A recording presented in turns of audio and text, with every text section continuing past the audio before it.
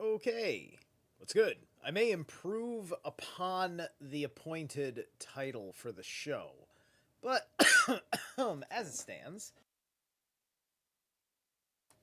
um, we're kind of going with this. We're kind of getting, this is basically talking about the the public catalyst, right? The public reason why we're doing the holy war thing. We must defend Israel because Iran is completely intolerant of Israel's expansion into Gaza in ways more intolerant than the rest of the world, even though the rest of the world um,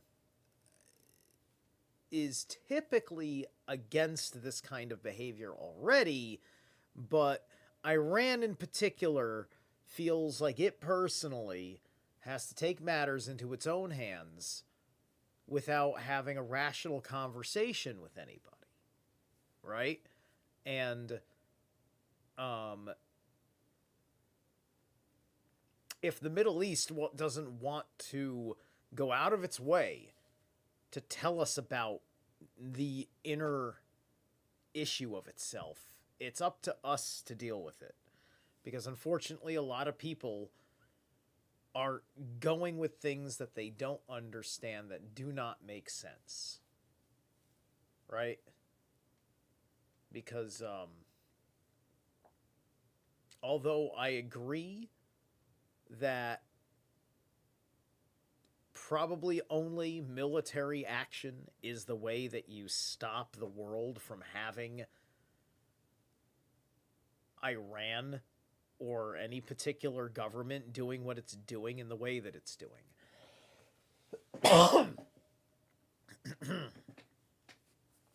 You have to understand, you can't just fucking talk about some sort of global Jewish conspiracy and then go pick on the country that the conspiracy is surrounded by when the country is not an issue to you, right?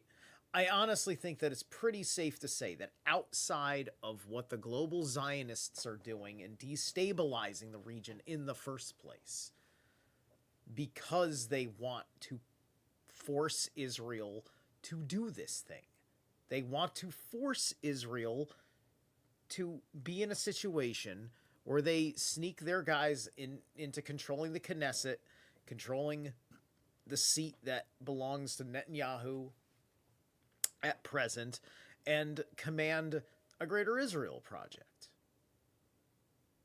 And we don't hear enough about the Middle East to understand why. And I'm starting to put together a loose idea because everybody seems to defend it really terribly. And I don't know what that means. It's very easy under the framework that we've been limited to given to oversimplify the whole matter as there's really bad propaganda against Israel and they're acting especially monstrous.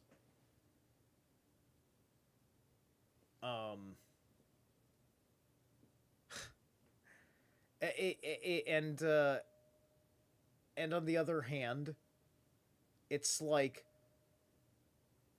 what if it's just that bad?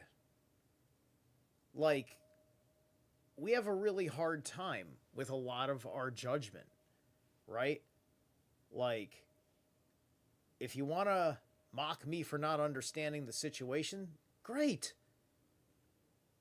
Typically, you're pretty ignorant of things yourself from all of the ways the trolls fail to back up their trollish fucking nonsense when I simply not allow it and force them to fucking back up their own fucking thing. And if they don't, it's not a waste of time until I get them into a loop. Once they start looping, then I have won the argument and I don't worry about it. Let them have their loop. It's all there in the comments section. You can read it yourself. right? But the point is that, yeah, we're all horribly unaware of just the situation. Because, look, dude, you can't just read a book about the occult thing that happened in ancient history, like I do, and project all of the villains you've found in that fucking fact onto the people living now under assumption. You don't fully fucking get it yet. And also, you've got to have a little bit of grace understanding the fucking consciousness tunnels everybody's in. And you have to fucking appreciate how few people are into doing all of this kind of stuff. And you can't just be relying on somebody who's got a half-cocked idea to agree with your idea that you don't realize is half-cocked, and you think you're fully cocked on what you think the, quote, Jew issue is. Okay. So, that was Klepsodra with Endless Agony, and it says they're an Israeli band. So, there's our Israeli band. We're going to start off. Let me see here.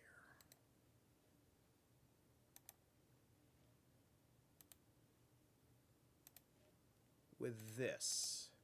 There we go. Let me frame this.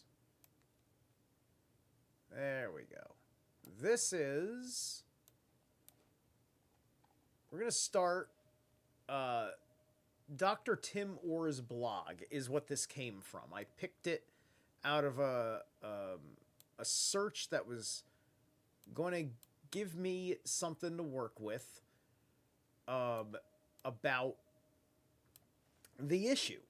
The eschatological vision behind Iran's hatred of Israel, a Shia messianic war. So this is kind of getting when our friends in the Lion in the Sun movement talk about the Durka Durka crazies, this would effectively be trying to talk about their worldview. Excuse me. So, they fail to acknowledge that Iran's war against Israel is not a political struggle, but a religious war rooted in Twelver Shia eschatology, a theology that exalts death, martyrdom, and the creation of chaos as a path to ushering in the end of the world. Lewis, 2002, and Cook, 2005. Dr. Tim Orr, December 10th, 2024. It's about a 7-minute read, they say. Oh, that's an interesting photo. Oh. That's asking you to interpret something a certain way. All right. Okay, that's the table of contents. So, my journey into understanding Iran's deep hostility towards Israel has been shaped by my time studying at the Islamic College in London, a Twelver Shia Institute. All right. So, Twelver Islam is, for Shia, is going to be like the thing here. Now, remember, I had asked a prior question. It says officially that that the Shah was also Shia Muslim, but he ran a secular kingdom.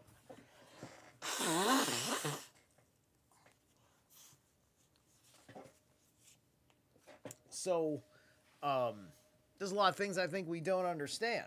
And I think a lot of people don't understand that not all Islam wants to be continuous with all of that stuff. Right? You know? It's just like, listen.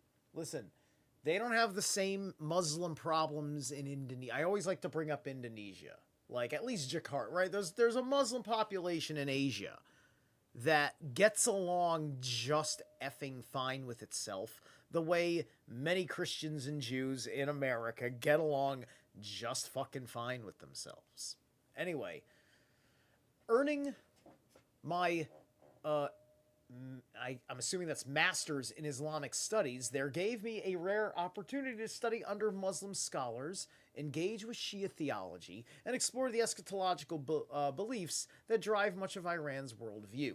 The experience wasn't just academic, it gave me an insider's understanding of how deeply religion, particularly 12 or Shia messianic theology, shapes the Iranian regime's outlook. What struck me most during my studies was realizing that Iran's hatred for Israel is not just political, it's theological. While many Western academics and politicians try to explain Iran's aggression through politics, power struggles, or historical grievances, what I tell you is, you see, they take the narrative of what's going on in the political world, things that Israel is doing or wants to do, or that other countries are doing and or want to do for Israel, and then the people on the street living by their fucking idea of the Quran by their fucking religious leaders is formulating their personal spiritual and political opinions based on how they feel Islam's role and their role in Islam in making the world a better place through Islam is to be, right? Because remember, they're like Muslims do a similar thing that Christians do from this. It's like these are Christians and Muslims are two religions that have half of their religions have an anti-Semitic view of Jews, and the other half don't. It's fucking weird when you actually think about it, right? Why is it that some Muslims are all for it and all against it, and why is there so and why does that not have more bearing on peace? Or does it have more bearing on peace than we think? Because what if most of things like the Al-Qaeda problem or whatever was coming from all of this labor import that we heard about happening starting in like the 60s with when the developments began to spring the fuck up because of the way the new nations, right? Because like basically post World War II, all the medieval British fucking land acquisitions were all getting statenized, effectively, right? So like this was all this bow out of the British Empire kind of stuff going on. That's what a bulk load of it is. Imperialism in general, right? And monarchies are very much on the rocks at this point, right? Like it's, like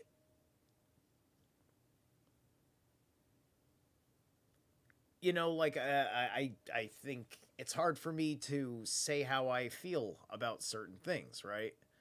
But look, I'm an anarchist, but if government's got to exist, give those people their fucking Shah, right? Like it was a decent government, right? You want to, I like. It sounds like he did a better job running Iran than the fucking bloody Queen of England was running the fucking empire.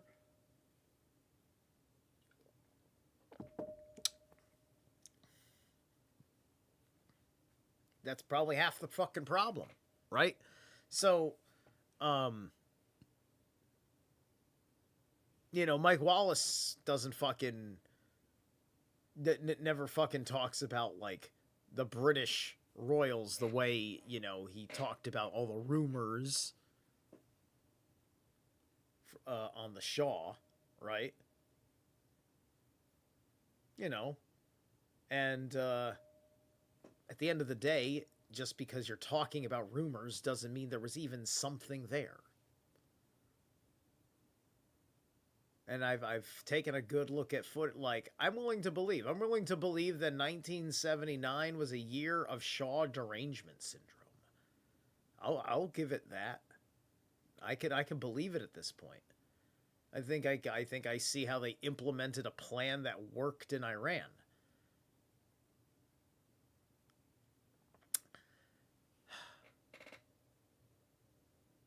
Okay. For Iran's leadership, Israel's destruction isn't just a goal. It's seen as a divine requirement. a step towards bringing about the return of the Mahdi, the 12th Imam. This isn't something that can be fixed with diplomacy or appeasement, and it's a reality that far too many in the West fail to grasp. My time at the Islamic College gave me the tools to connect these dots, and it's a perspective that I believe the world urgently needs to hear.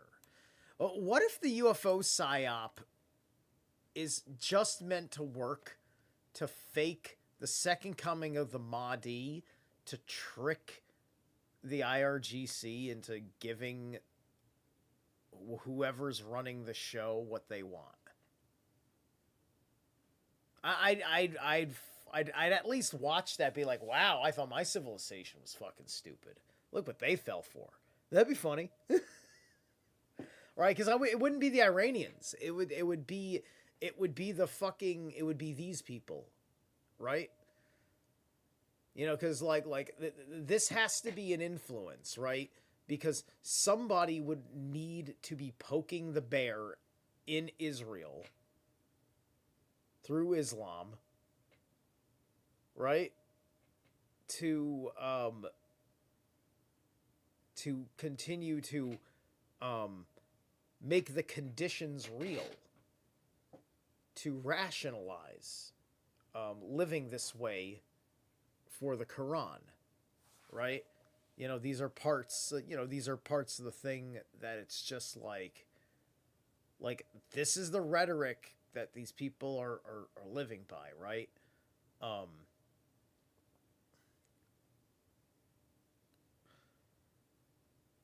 And we don't like how America's now become this aggressor on behalf of another nation. Right? You know, when we went to Iraq the second time, we were an aggressor just on behalf of our own nation. Basically acting like, listen, this war is back on. This war was never truly off. And by the way, whether you believe his testimonies about aliens or not, Bill Brockbrader, as well as time travel, as a member of the Navy SEALs, he was responsible for various off the books, theoretically illegal missile strike actions in the Gulf in the 90s after the peacetime, allegedly, right? So they you know, whether he was part of any super secret programs or not, that's enough. That's enough for a guy like him, you know. Plus the unfortunate circumstances that he was groomed for as a young man. All right? You got to have a little bit of grace for a person who's done what they've done in that situation as a groomed person in that world, and understanding how bad it is and who he doesn't want to be and all that kind of stuff. Because people, when you bring up Bill Brockbader, it gets nasty like that. Anyway, that's got nothing to do with anything. Why does Iran hate Israel? The answer is deeper than politics. When people try to explain Iran's hostility towards Israel, they often look for easy answers: grievances over land, historical conflicts, or geopolitical competition. Western academics and politicians alike are quick to attribute Iran's aggression to cause and effect reasoning, blaming sanctions, U.S. interventions, or regional power struggles. Look, there's a reason. Look, you're worried about Trump and the Antichrist thing. I mean, yeah, you kind of got to fucking be a little worried about that, but they're probably, maybe all of it makes kind of sense if you don't understand that the IRGC are psychotic, radical Muslims, you know, true believers of a thing, but they're perhaps stupid, because if they're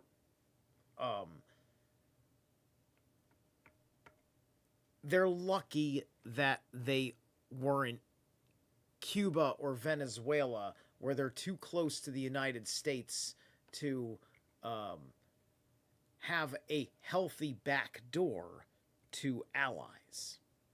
right? Geographically speaking, Iran's in a sexy little sweet spot where it can get its shadow provisions from Turkey, Russia, perhaps China, right? So, as a socialist experiment, hey, what is going on? Violence.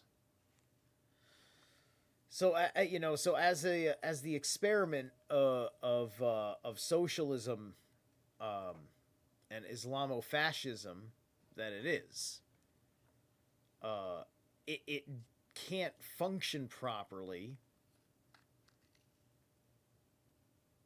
if you've choked off all of the illegitimate channels where the allies, where your enemy's allies have wiggle room under international law, because it's complicated, and we're rational people that aren't just going to blow you up because you've got a little bit of support for your ally, and it's not like it wasn't expected. Um,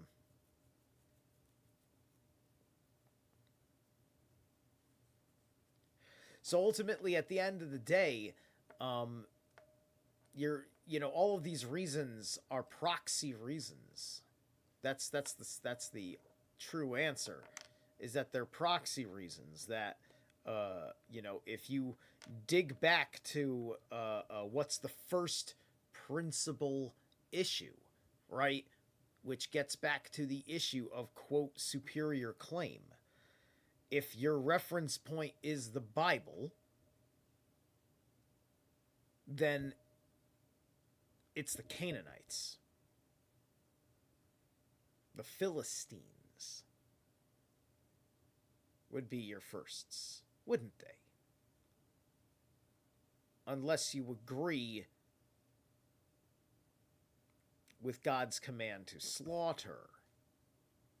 And this is where I agree with people that are anti-Israel, because it's just like, your nation should not, if your nation's going to live by that kind of a mythology,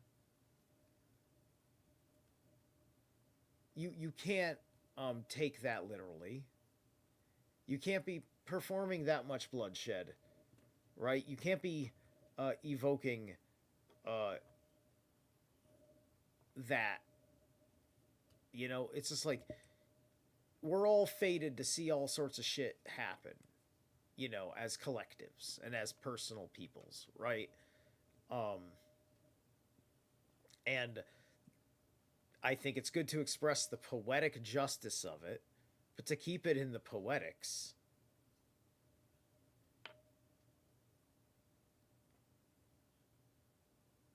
Because um, I think we live in a much better world if the Bible was simply taken symbolically when it comes to these matters.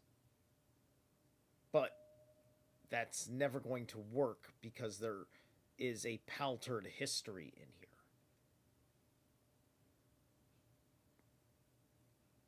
And the primary sources are missing, and thus the Bible is the substitute for the primary sources. It's the biggest substitute for primary sources on the planet. So anyway, these explanations, though convenient, miss the mark entirely. They fail to acknowledge that Iran's war against Israel is not a political struggle, but a religious war rooted in 12-verse Shia eschatology, a theology that exalts death, martyrdom, and the creation of chaos as a path to ushering in the end of the world. All right, so that's quite a sweeping explanation, overviewing explanation, but it's very broad, like, and the creation of chaos as a path to ushering in the end of the world. Right. So, like, does that make 12 or Shia akin to say like Sabbatean Judaism, right? Like, you know, just go for all the worst sins to quicken the apocalypse. Hey, what's up, Zolero?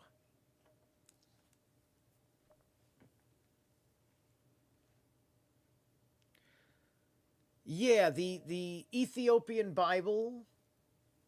Yeah, there's a lot to say about the Ethiopian Bible. As far as a largest completed based on earliest texts kind of work, but it's all about that classical Greek, right?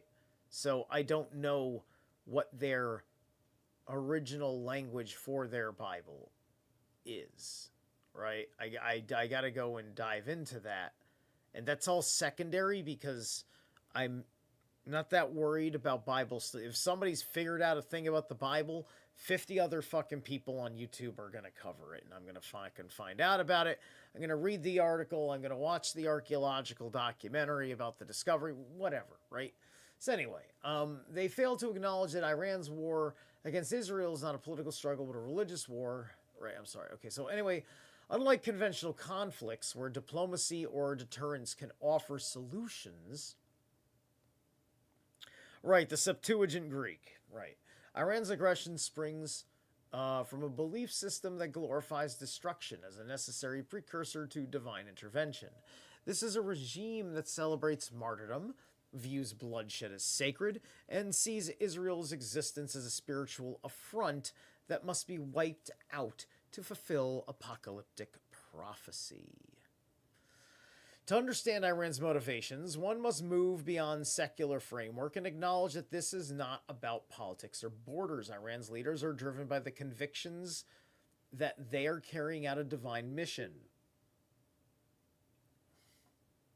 one that demands Israel's destruction as a gateway to a global Islamic order. Until the West grasps this theological dimension, its response to Iran will remain inadequate and dangerously naive. Right, and I think that's the problem. And like, the press doesn't want to fucking report on them, or they don't want to talk about how they don't talk about it with us, right? And very few people speak Farsi, so you end up in this situation where it just sounds like a whole lot of yelling about nothing. Right? Because they're having this whole fucking rationalization manifesting in their heads. Let's see.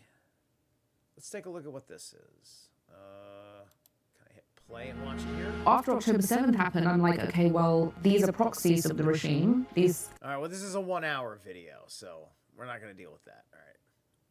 The war of theology, not politics, understanding the Iranian regime. Iran's unrelenting hostility towards Israel cannot be reduced to mere geopolitics, economics, or regional rivalries. At the heart of Iran's aggression lies a deeply entrenched apocalyptic vision tied to Twelver Shia Islam, the official ideology of the Islamic Republic, Nasser, 2006. All right. This vision drives Iran's leaders to wage a war not just against a state, but against an entire theological symbol. Israel, the thriving Jewish democracy in the heart of the Muslim Middle East. You know, like when you say it that way, like that's like rhetoric, right? You know, so he either enjoys repeating that rhetoric or he is instructed to repeat that rhetoric. For Iran, the destruction of Israel is not just a political goal, but a divine requirement, a step towards fulfilling their eschatological destiny. Iran's leadership sees itself as divinely chosen to prepare the world for the return of the Mahdi, the 12th Imam, who will emerge to establish global justice. According to this belief, global chaos, bloodshed, and the defeat of perceived enemies, chiefly Israel, are necessary conditions for the Mahdi's return. The regime's actions, from funding terror groups to destabilizing neighboring countries, are therefore not simply pragmatic. They are sacred acts viewed as fulfilling divine prophecy. This theological foundation makes Iran's aggression far more dangerous than conventional state conflict. It cannot be negotiated away or resolved through diplomacy, because to Iran, peace is not the goal. Martyrdom and divine justice are. And yes, and they'll do public executions and kind of like have a martyrdoms narrative about it in certain sick ways, right? Hidden Imam, Iran's messianic agenda.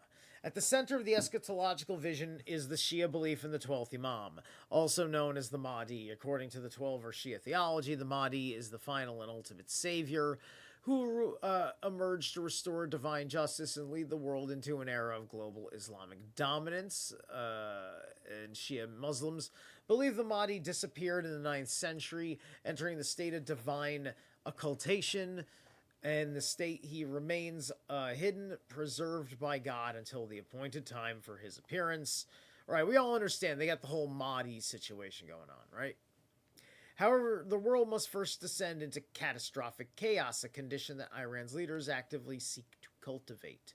Iranian clerics preach that their role accelerates the Mahdi's return, right? So this does make sense. Like, listen, if this is like their ideology, they're running their state, they don't have fear of the global order that we all like, including the global order that liberals believe that they like, that is meant for them to fit in. And it's not like they don't understand, the liberals don't understand why Iranians are acting like this. So they easily fall for the propaganda because they do not understand the mind that's wrapped around the rationalizations to do such horrible things to people that are not picking on them because of stuff going on in the global order, and they don't understand. And it's the same consequence that happened when Cuba kicked out the empire, and instead of being an independent capitalist nation, they decided to be a communist dependent nation under socialism. Same thing they did in Venezuela, and so on and so forth.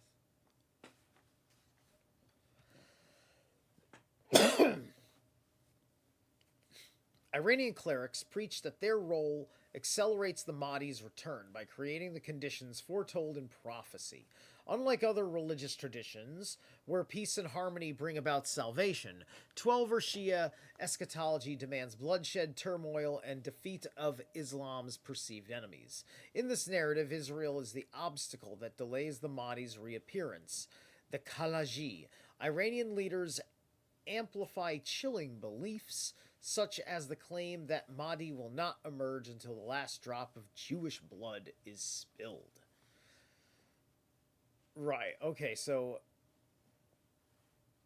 the Iranian leaders allegedly, they're all up on this, like they take this as a literal worldview.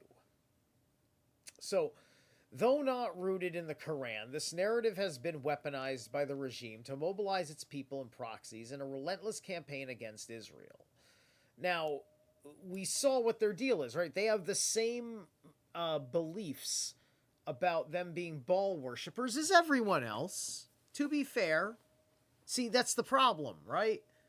But that's also because Israel's trying to be a secular democracy. And a lot of their people are all sorts of things. We also forget this. We really have fucking,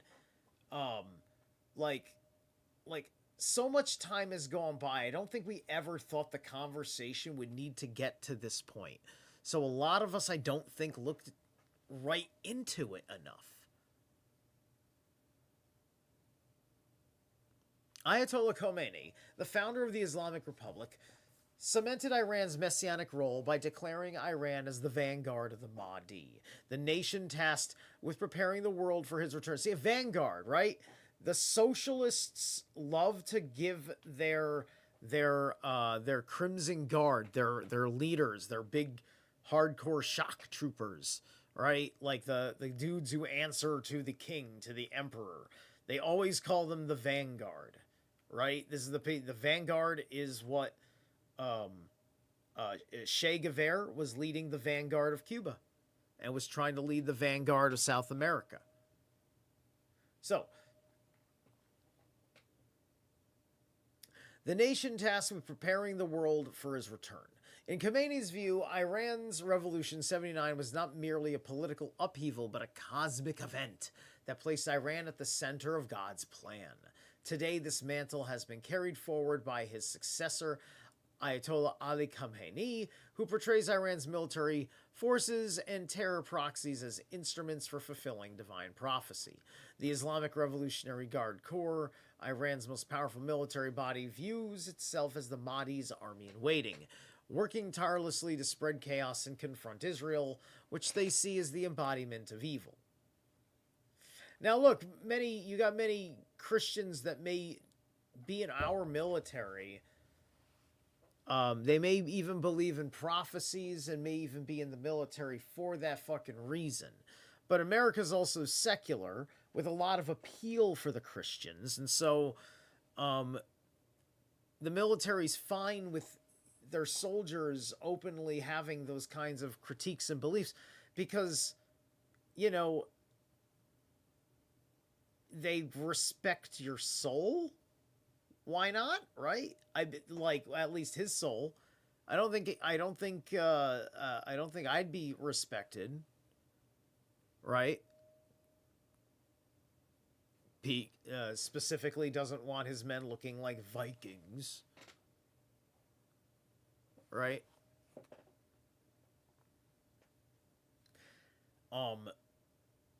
Not that changes anything. For people, because we all get it with what the military is. But anyway. Must be overcome to fulfill divine prophecy. Okay, Israel is a theological obstacle to the Mahdi's return. So the Iran's leadership, Israel represents far more than a political adversary, as a spiritual challenge that must be overcome to fulfill divine prophecy. 12-verse Shia theology teaches that the Muslim world must achieve dominance under Islamic rule for the Mahdi to return. The existence of a Jewish state in the land that was once under Islamic rule directly contradicts this theological vision. Israel's thriving democracy, military strength, and cultural influence make it a glaring affront to the regime's vision of Islamic supremacy. I mean, like, you know, you're like, this is, they're like, look at what happened to Iran. These people are straight up about forcing you to be the lesser who does what they do. Like, you get to be you get to be a Muslim. We make sure you're a Muslim, right? You know, and don't be a threat to society by being Muslim. You better be allegianced to the Ayatollah. Otherwise, you will suffer in this world and the fucking next. Right? This is the kind of shit. And this is why the press doesn't go out and see, right?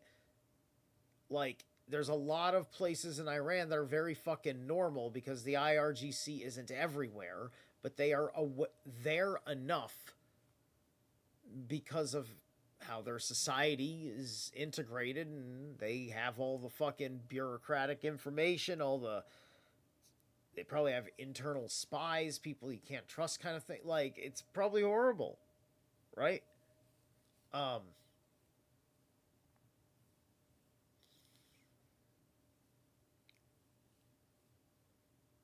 So, furthermore, Israel's survival disrupts the eschatological timeline that Iran's leaders are so committed to. In their view, the destruction of Israel is not optional, it is necessary. Every military strike, every terror attack, every missile launched is aimed at eroding Israel's resilience, setting the stage for its ultimate annihilation. By removing Israel, Iran believes it will remove the last major obstacle delaying the Mahdi's reappearance. This is why Iran's leaders have publicly declared their intent to wiping Israel off the map. Such statements are not political hyperbole, they are theological mandates embedded in their vision for the end of the world. All right, proxy strategy, creating chaos to fulfill prophecy. Let's take a little break. I've been at it for a hot minute. This has been a thicker argument or article than I thought it was.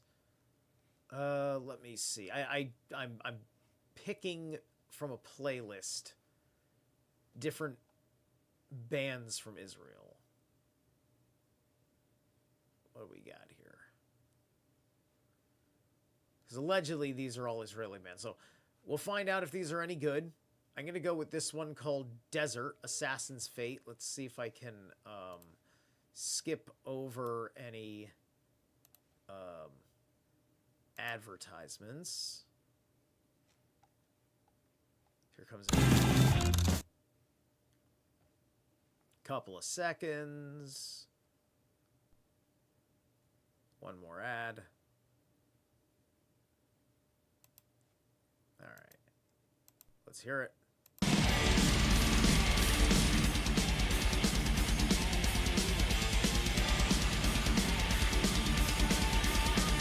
All right, let's go with it.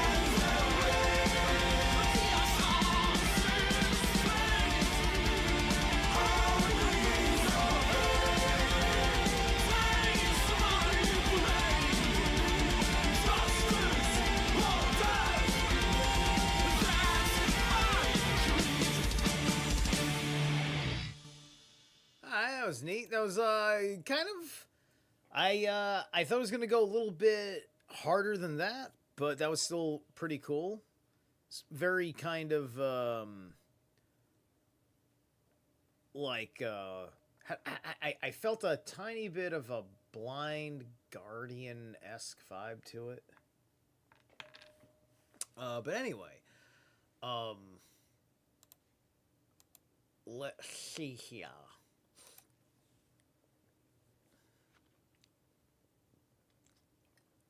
Iran's apocalyptic vision does not remain confined to the theological rhetoric. Hang on a second. I've been ignoring the chat room anyway, a little bit. It's just Violence and Zolero over here. Thanks, guys, for being here. Okay, respecting French for the front lines. That was the last line. Okay, cool. Anyway, thanks for being here, guys. All right. It directly shapes the regime's military strategy, particularly its reliance on proxy forces across the Middle East, recognizing that Iran's geographical distance limits ability to attack Israel directly. The regime has methodically built a network of proxies to encircle and destabilize Israel from all sides. These proxies are not just tools of regional influence, they are instruments for creating chaos and bloodshed, fulfilling the conditions required for the Mahdi's return. There would have been an exploitation, because I think it was, I can't remember if it was 2012 or 2014 was that year when we, I want to say it was 2012, where, you know, we were being sold the line about the Middle East, and like the millennial generation was really getting whipped up about the goddamn cycles. We were sick of them, right? And they said no. And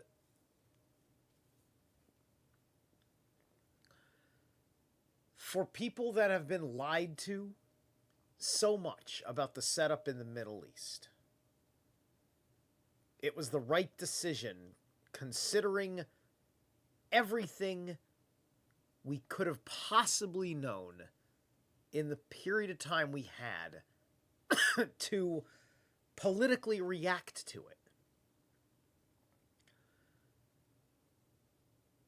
That is not our fault that you withheld information, but it's also your fault because we did not want to fucking go through this again, and you had lost all trust and were not acknowledging the trust that was being lost. And somebody wanted it that way by design as part of the comprehensive collapse of our system.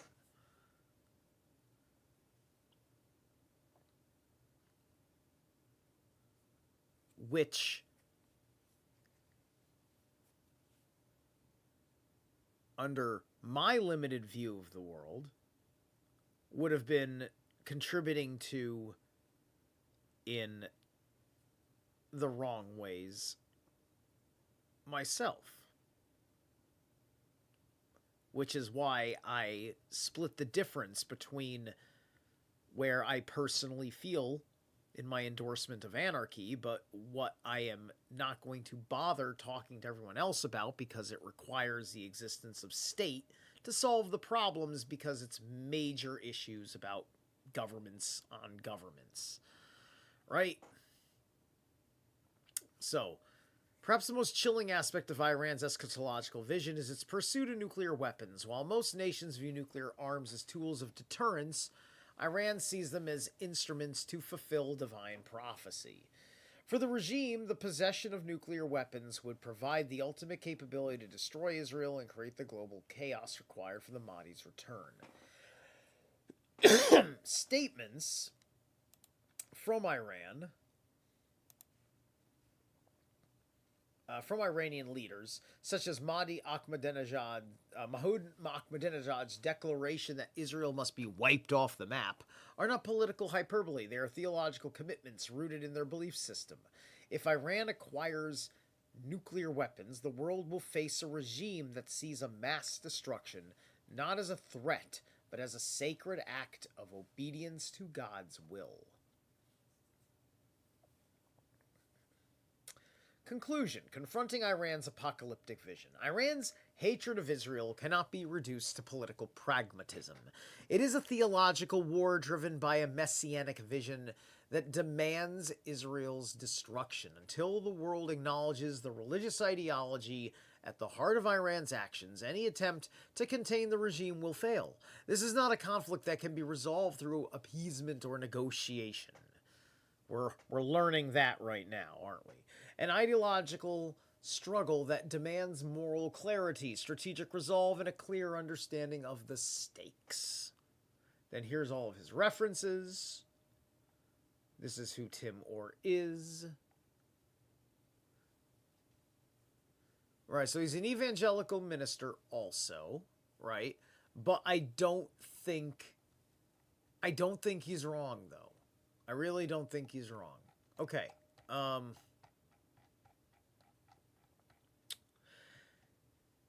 Next thing I want to do is, because I want to be a little bit in between articles here, I've got two segments. Which one do I want to?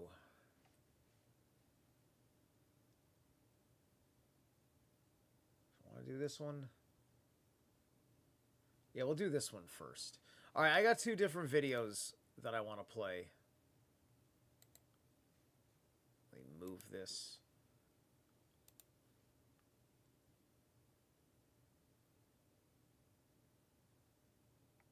One second. Yeah.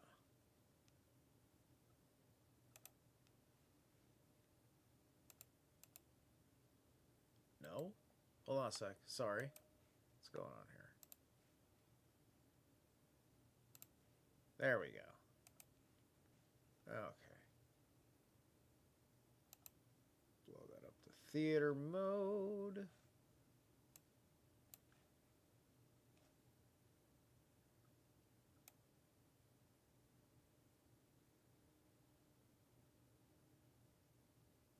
All right. That should work just about fine. I need to make a fancy border thing for when I'm doing this. Anyway, this is from their perspective. Palestinian citizens of Israel from the Jewish Independent. You know what? Let's read what it says here. Palestinians are 1/5 of Israeli citizens, but their perspective are often ignored or denigrated. Then there's a PL number, producing a 12-minute film to listen to their voices. Okay, so here we go.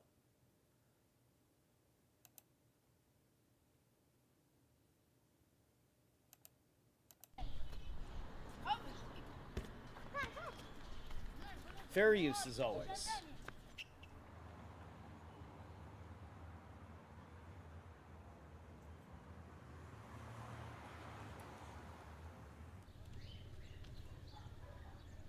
Let me go back real quick. I can read over this stuff. All right, so their voices often are overlooked and even denigrated in the discourse on Israel's Jewish and democratic character.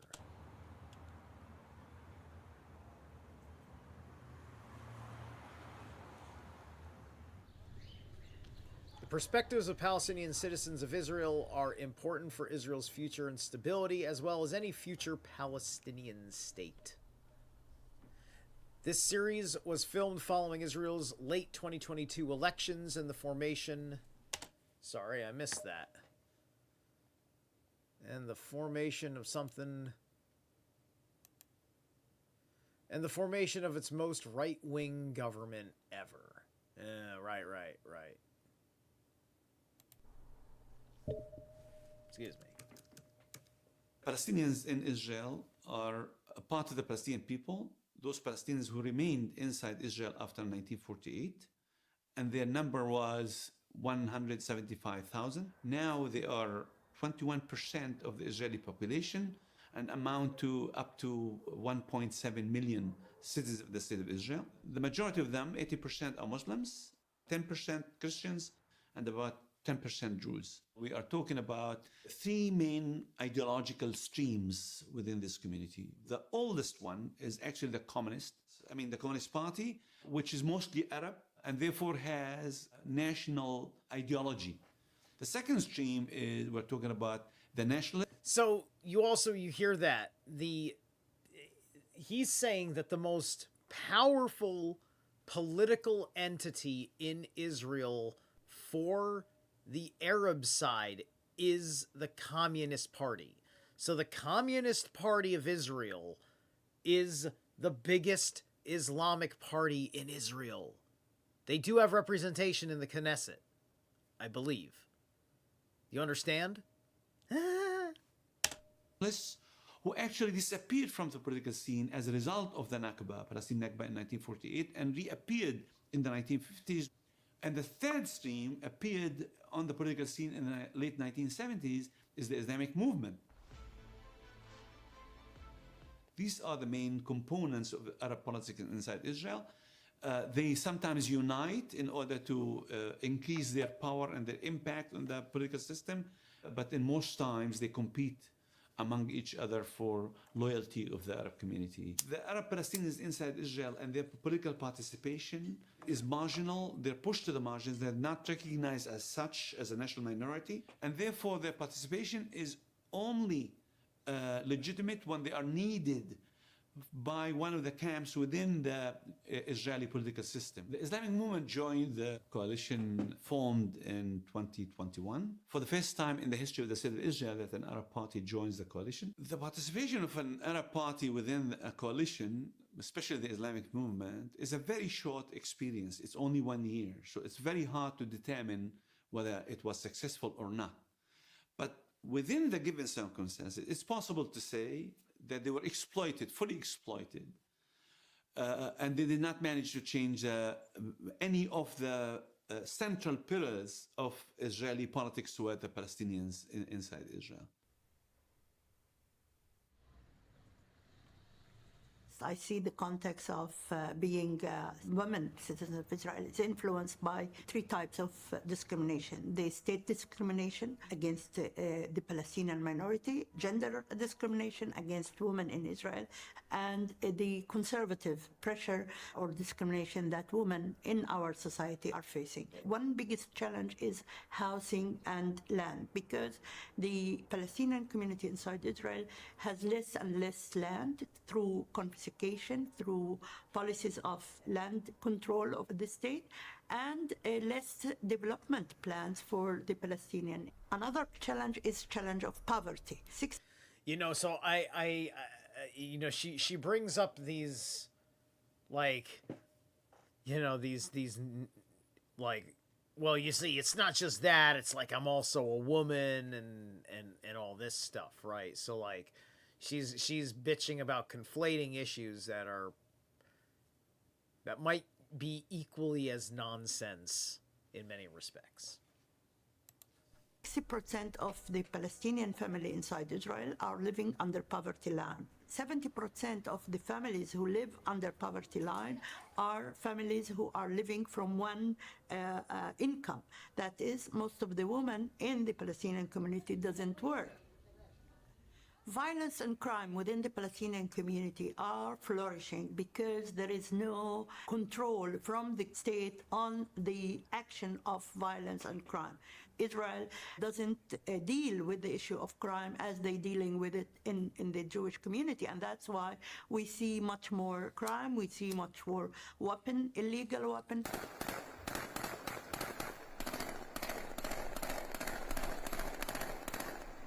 The value system within the state as a whole and within the Palestinian community specifically are more and more closing the shrinking space is not only governmental shrinking space, it's also the conservative forces within our own community that are prohibiting any development, any expression of the differences, any expression of being someone different. If you are different in your sexual orientation, if you are different in your political values, that's why I said pluralism is one of the very important values. Okay, so give me some cognitive dissonance here.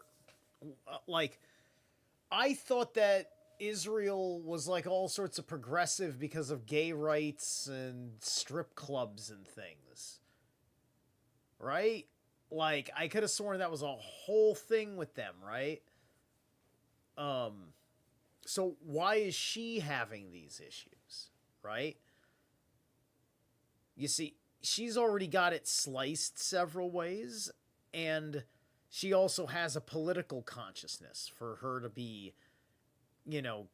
complaining about rights as a woman and things like that, right? Those are one kind of thing. But this is 2022. Okay? It's not like 1962 woman complaining about rights, which was hardly a thing she needed to complain about then as well, right? Because it's just like, okay, you got the right to vote.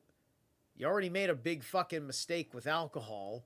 And have you learned anything? No, because you didn't let us fucking blame you for it like we normally do between us guys. Now we can't fucking straighten it out because the memory will hurt your feelings. For the sake of the fucking women is why we fucking bury history. Okay? People, like, they do all this shit they're embarrassed of and they want to get fucking rid of it. And they got to get rid of a whole lot of it and a bunch of things connected to it to mitigate the memory of the fucking cringy moment in your life where you did something awful. Anyway, I'm not trying to say bad things about her, but I am saying that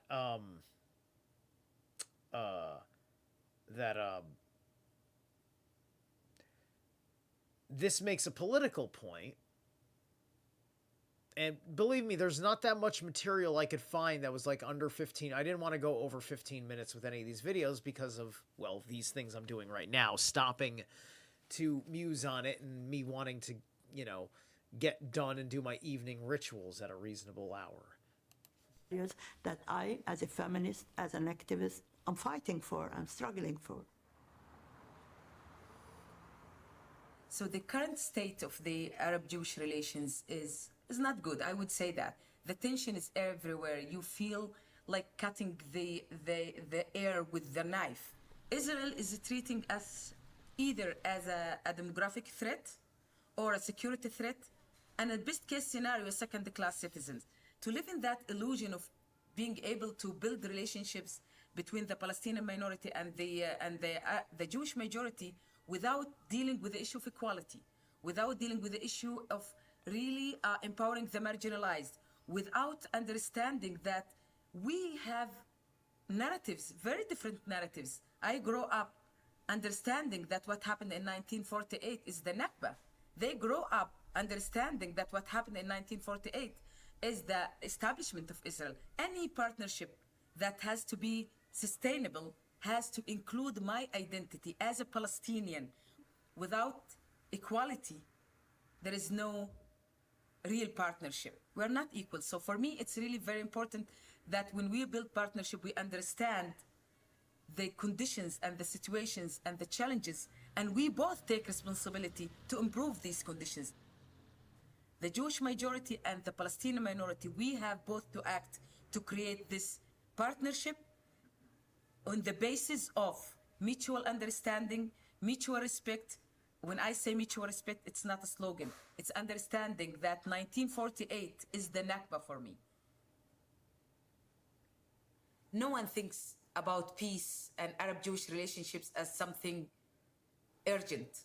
Everyone thinks about this as luxury. When people live in poverty and war and crimes and violence. Arab-Jewish relations is not something they wake up in the morning and say, I want to do it now. So for us to create a space for this goal and for this mission, we have really to step beyond the struggles that people are going through these days.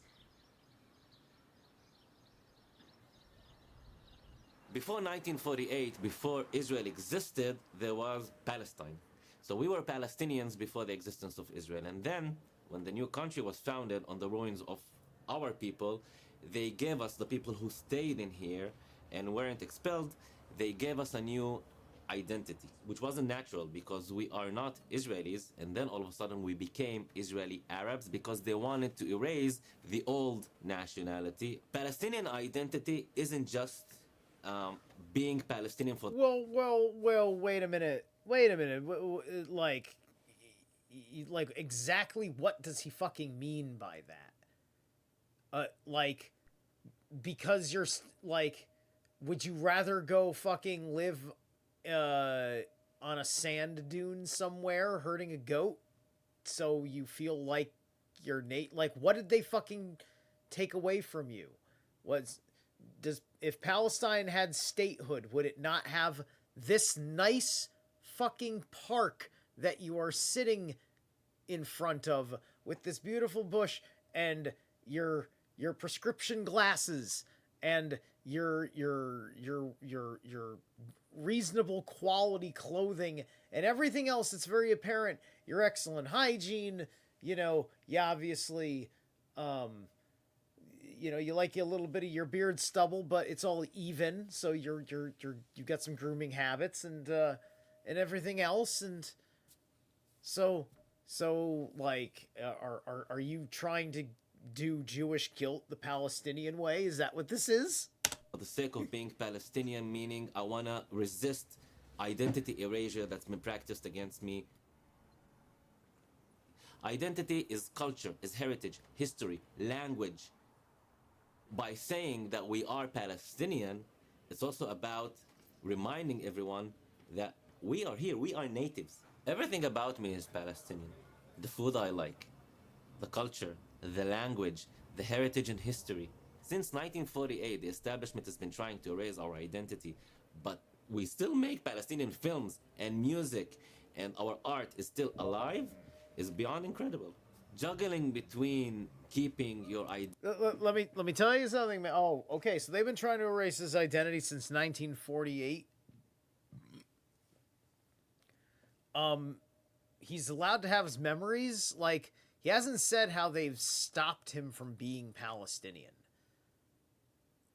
It just seems he's just making like it feels ideologically wrong statement, but yet he looks like he's exactly who you'd expect to be benefiting from an Israel that's being honorable with Palestinians accepting, citizenship, right? Just, I don't know. Think about, like, Native Americans that stayed on the reservation versus Native Americans who, started being a part of America, right? But, like, there's a way of being a part of America. Like we used to have our Puritan gatekeeping of America. It was just like, you were a second-class citizen if you weren't in lockstep with some fucking body's vision of the fucking Lord, right? So you're part of the savage races and all this shit, right? Over time, culture has found a much better place, right? Classical liberalism, before the woke virus ruined everything, had figured out a bunch of things that were not in the purview of the disinterested and culturalists, like the fundamentalists of all sorts of religions, including the one that we're talking about today. So he needs to explain how his identity is so struggling. What has Israel taken away from him? What does he miss? What's the story his grandmother told him about a way that was of deep meaning to his people that he can't do anymore because he was born into the American or the Israeli state? Identity alive while still being an Israeli citizen is never easy. We are taxpayers, we pay taxes, we are entitled to services from the state. Okay. At the same time, by saying that we are Palestinian, you agitate that state. So it's a problem.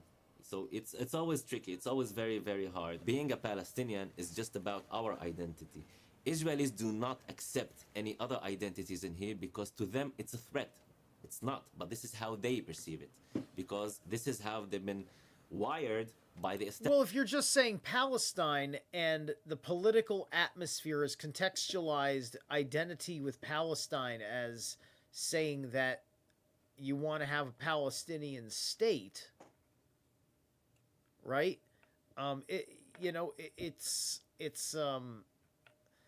This all boils down to understanding why the 1948 or 67 borders were never enough for Israel. That's what a great deal of this is principally about. So, let's see here. Establishment since childhood know nothing about the other people that live in here. When the Israeli establishment recognizes what happened in 1948, the huge catastrophe that happened to the Palestinian people that they caused, and when Palestine is free and when Palestinian refugees are giving their rights, I don't care what you call me. So, I'd be interested to understand what he means by what they caused. Because we all know that there was a major British wealth transfer that made this Zionist agenda possible, and that, Jewish Palestine was built up by the British right after the war.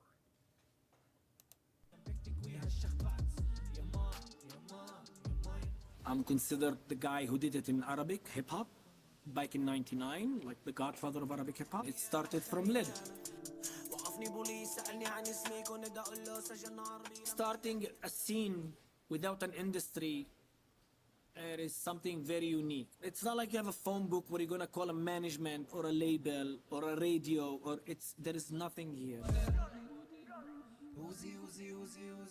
I remember I was in San Francisco for recordings and stuff like just last summer, and I explained the situation. There's no budget, there's no industry, it's not like you do that and then Coca-Cola is gonna sponsor your show. It's not. You work by your own.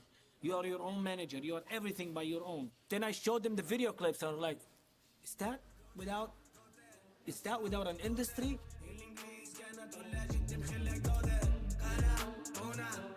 And it's not just because of it's my song. It's the director who did it as well. The guy, the cameraman. It's the uniqueness of creating with all those barriers.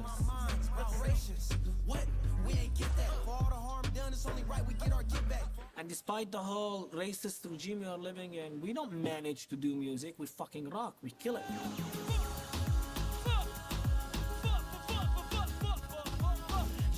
Okay. So why, so if the regime is so racist, then why are you doing well at your level, right? Is this just complaining about capitalism? Are you amongst the communist Arabs of Israel?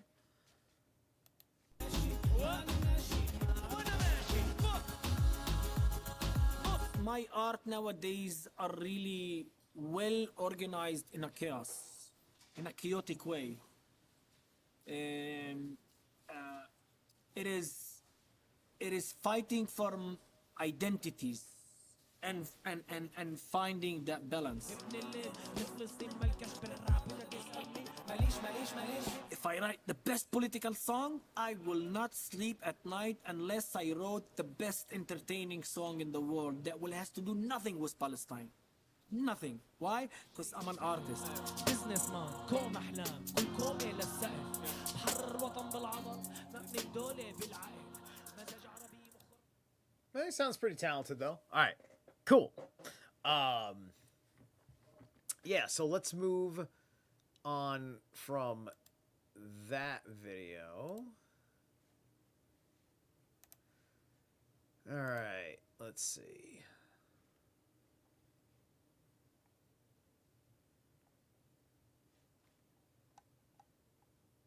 All right, we're gonna do this now. Let me put this back over on this. That was this one, right? There we go. There we go. Boom. All right. Foundation for Defense of Democracies. I don't know much about this organization, but this is part of something from the Jewish Chronicle from June of last year. Khomeini's war, Sunni Islamists taught Shia Iran to hate Israel. The Ayatollahs adopted the Muslim Brotherhood's worldview to make the destruction of the Jewish state the regime's holy cause. The Shia leadership in Najaf now has the chance to return the Shia world to pacifism. That's fascinating.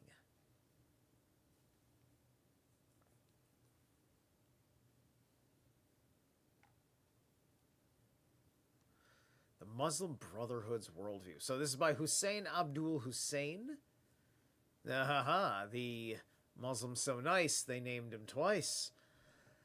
The Islamic Republic has infamously made the destruction of the Jewish state its animating principle. The obsession with Israel and Palestine, though, does not come from religious Shia creed, but from the world of its religious rival of some 1400 years, the core literature of the Muslim Brotherhood, a militant Sunni organization founded in Egypt in the 1920s. Aha, okay, interesting.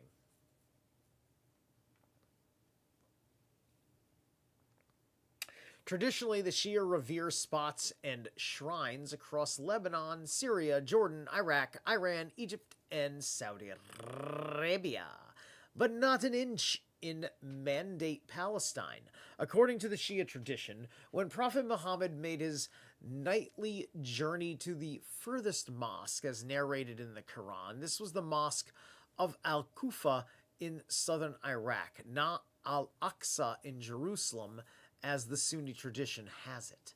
Palestine, whose Muslim population is predominantly Sunni, was thus exclusively a Sunni issue, never a Shia problem, at least until 1979, when Shia firebrand cleric Ruhollah Khomeini came to power in Iran. Khomeini preached a version of militant Shiism that incorporated Muslim Brotherhood doctrines alien to the traditional Shia creed as upheld by Iraq's Najaf, the Vatican of the Shia world.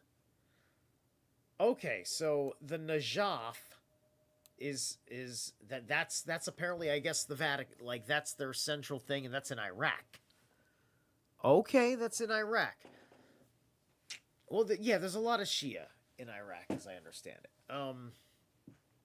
They were kind of a 50-50 country, which is why everybody was so afraid of ISIS there.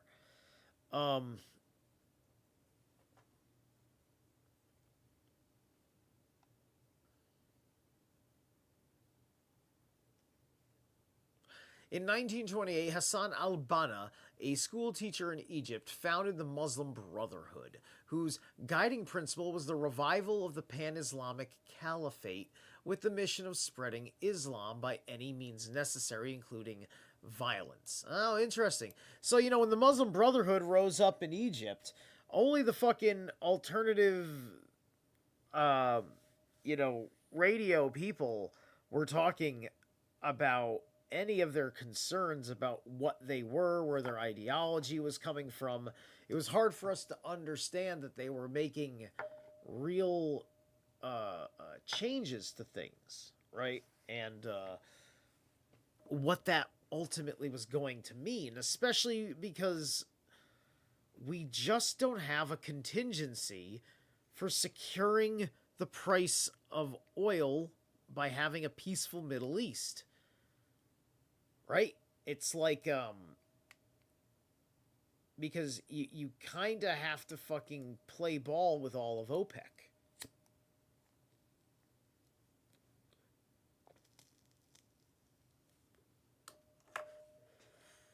Okay.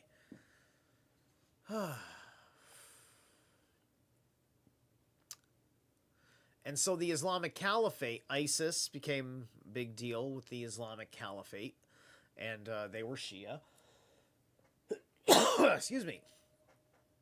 Banna therefore started arming the Brotherhood and training its members. When the Egyptian government busted him, he found in the liberation of Palestine a good excuse to justify his illegal militia.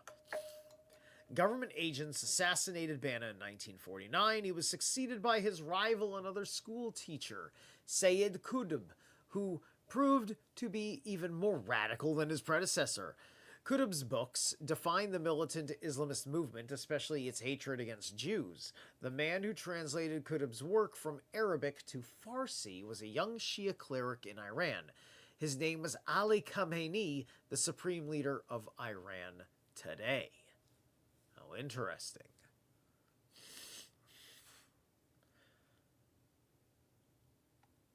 So, yeah, the leader of Iran today. So, that's the one who's now dead. Because I think they've only had 2 Khameneis.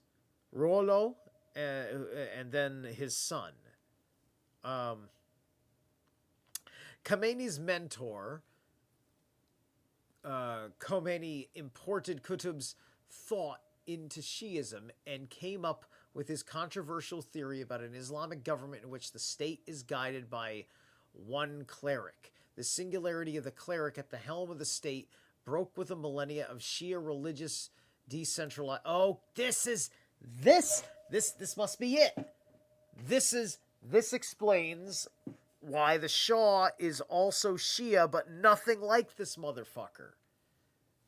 Because he didn't get into the fucking bonkers caliphate shit of the Muslim Brotherhood. So it's the Muslim Brotherhood hybridization of Shia is what this is that has then become this entire state-sanctioned version of Shia. Trying to get everybody else to be sympathetic to their fucking national cause. Okay. See, that's how long would this have taken in just a good, healthy fucking media segment from any of these goddamn fucking news agencies? Serious fuckingly. For over 1,000 years, the Shia agreed that their clerics would guide the believers, but only on spiritual issues until the return of the Mahdi, Muhammad al-Mahdi, Arabic for the divinely guided one. The Mahdi, a messianic figure, was the 12th Imam, who in Shiite tradition had gone into occultation and would return at the end of times to restore justice on earth. Until his return, the Shia pledged allegiance on temporal matters to whichever sovereign was in power. That's why most senior Shia clerics in both Iraq and Iran opposed Khomeini's idea of clerical rule, arguing that leadership belonged to Imam Mahdi only. Khomeini rebutted the supreme leader cleric would serve as the Imam's deputy until his return. Imagine fucking going through the Iranian Revolution and nobody fucking explains to you that it's gonna be like this. Like what this means in actuality. Right? They just thought about the progressive socialism of it all as young people, and fucking all of a sudden they're all about that.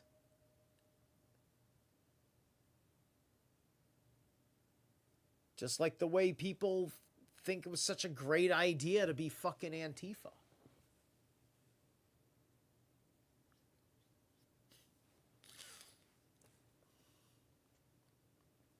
At the outbreak of the revolution, Khomeini feared that the communists would outflank him on the left, so he instructed his thugs to run over the U.S. embassy, take its diplomats hostage. He then tried to rally the Sunni Muslim world around his Muslim Shia leadership by inviting Yasser Arafat to take over the Israeli embassy in Tehran.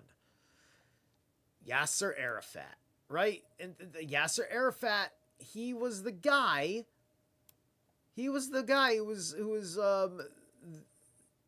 at one time the potential fucking leader of a proposed Palestinian state. Anti-Americanism and anti-Semitism thus became the defining doctrine of Shia Islamist regime of Iran, even though the Shia creed advocates pacifism while waiting for the second coming of the Mahdi. And, of course, there's nothing pacifist about what the, not so much the IRGC, but the IRGC, I forget their name, but they have their own elites within the IRGC that are the secret police, right? So the secret police of the IRGC, there's nothing fucking peaceful about them. Khomeini also relied on Shiism to expand his Islamist empire. Iran organized Shia communities in Lebanon, Gaza, Iraq, Bahrain, Yemen, and Syria, and made them into militias that pledged allegiance to Tehran. Tehran then used these militias to wrestle Iraq from America's hands, besiege Israel with a ring of fire, and use Arab, Shia, and, in case of Gaza, Sunni populations as a first line of defense for non-Arab Shia Iran. War conquest. Jerusalem and anti-imperialism cannot be found in Shia tradition or literature. Khomeini imported them from the founding literature of the Muslim Brotherhood. Okay, so the Muslim Brotherhood are not only about the caliphate, but they also have the fucking anti-imperialist rhetoric. Aha!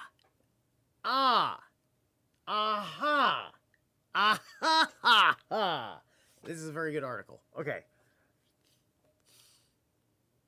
This is how Palestine became a problem in Iranian Shiism, after it had been for long an exclusively Sunni cause. Okay, so here these are now two different forms of Islam that have two different visions for Palestine here, right? Like, that's what I also figured was a big part of the issue. As Israel decimated the Iranian militias and bruised Tehran's Islamist regime, the Shia traditional leadership in Najaf now has the opportunity to lead the Shia world back to pacifism. Shiaism, after all, is a religion that requires spiritual guidance, not missiles and nukes. No, that's the problem, though. Pacifism only comes from the threats of Allah's strength. And because your threats on behalf of Allah don't project godlike strength, you need an existential threat that you can point at someone's head. Which is why America's strikes in Iran are probably extraordinarily sobering for anybody who was perhaps a true believer on the outside, who had their faith in certain things shattered. But anyway. All right, and okay, that's the end of this article. Okay, very good. Cool.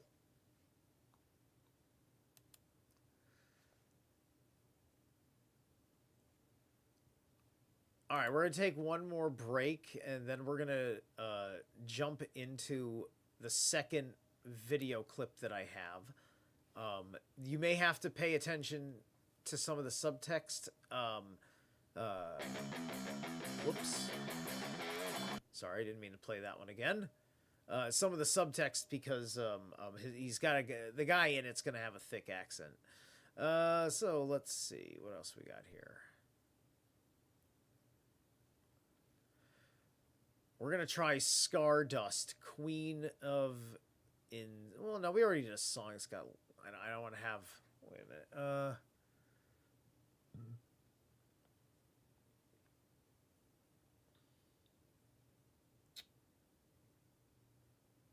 Trying to look at these songs and ask myself which one sounds like it's going to be a real banger. Let's see.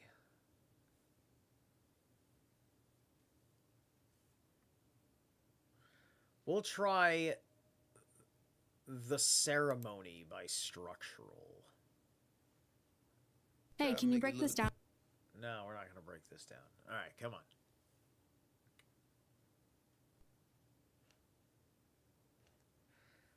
Almost there.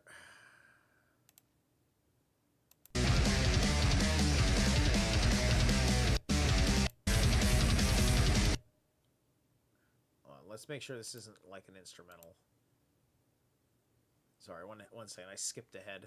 Now it's got a buffer. Come on.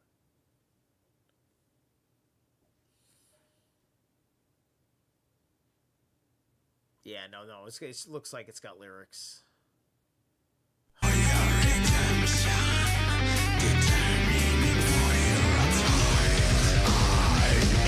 Okay, alright, that sounds like it's gonna be something. Alright. Sometimes I'm only in the mood to hear certain kinds of things, and if I'm just on the fly, I might want, just giving it a screening in real time.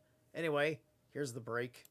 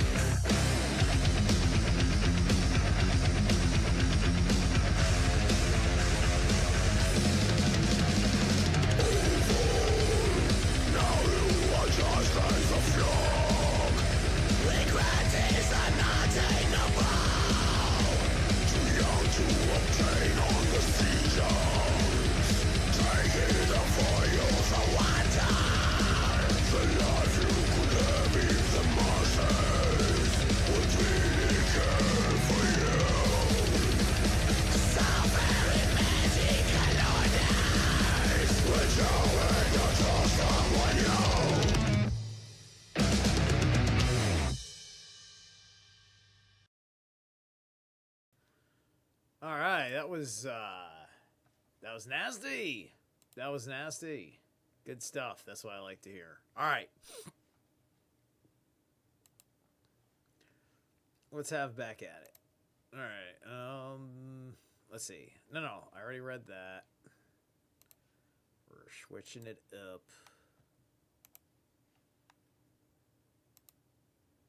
To go back over here to this one. There we go. All right. So, life of an Arab Muslim in Israel. Rudy Rachman. His channel. Fair use and all that. Using or watching the Al Jazeera channel, I will hate Israel.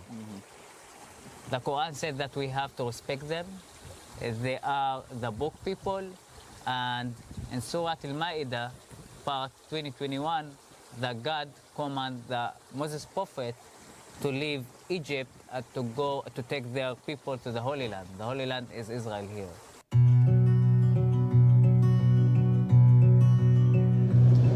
Today we're going to be visiting my very good friend Mohammed Kabia in his Bedouin village, Kfar Kabia. He's an Israeli, Arab, Muslim Bedouin, and he's going to be sharing a little bit about his personal story, his family's history, and what it means to be today an Israeli Bedouin.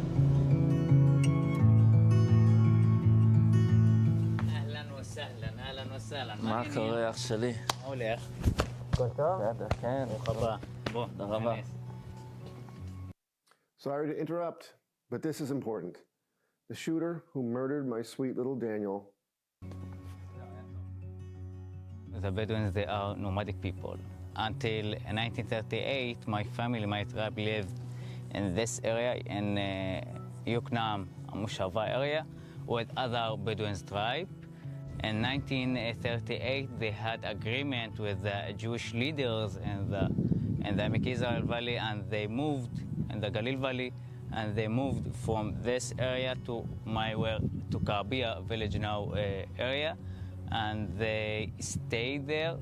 Today, modern village, no more nomadic, and we stay there, build houses, and they moved to live in a modern life, normal life like the other citizens in it. And by the way, it's a damn good-looking house right there, too. Israel, the blood alliance between the Jewish people and between my tribe began from this place here. Behind us, the statue of Alexander Zaid, ahead of the Shomer movement, the protector movement, that activating to protect the Emek Israel Valley. He lived here in this area, Sharim Atika.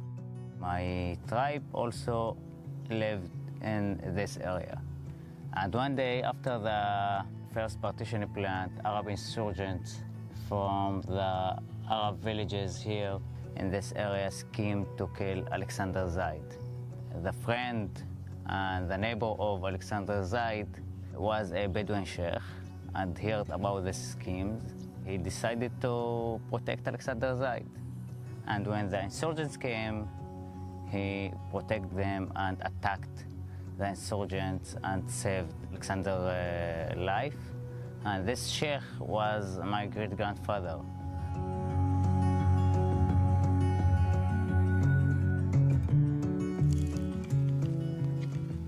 Before 1948, we was minority here. We had the same issues, difficult, and because that is make the relations better between the Bedouins and between the Jewish people, and because that we had in this time and also in this time a good relations. For many people, it's strange to see IDF samples inside a Islamic cemetery, but here we respect these people and we give them the all honor that fought and that they fallen for to protect us and to protect our country. Israel is all the time was under a terror attack, And the terror is never separate between who is Muslim and who is Jewish and who is Christian. In the second Lebanon war, rockets that shooted by Hezbollah, some of them fallen in Arab villages.